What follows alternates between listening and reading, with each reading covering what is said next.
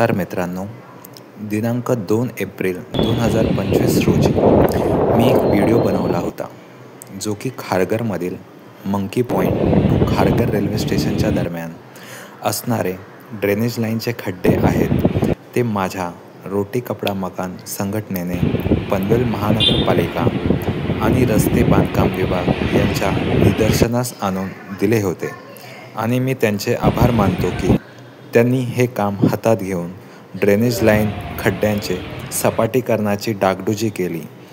त्यासाठी त्यांचे विशेष आभार व्यक्त करत आहे.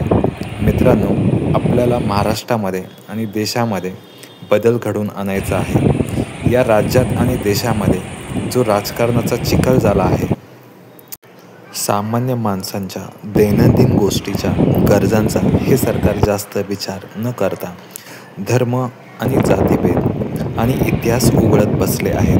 हे आपले सरकार.